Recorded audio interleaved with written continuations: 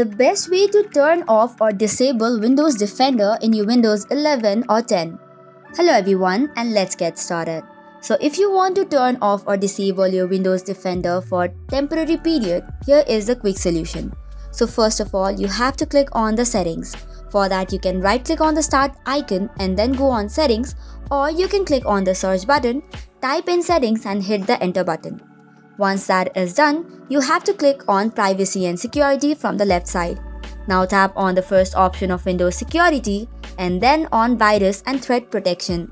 Under this, you will see virus and threat protection settings. Tap on manage settings and here are two options, real-time protection and cloud delivered protection.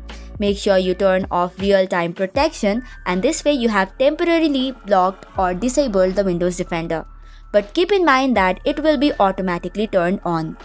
So that's all for today's video. For more such contents, do not forget to hit the like and subscribe button. Thank you and keep watching.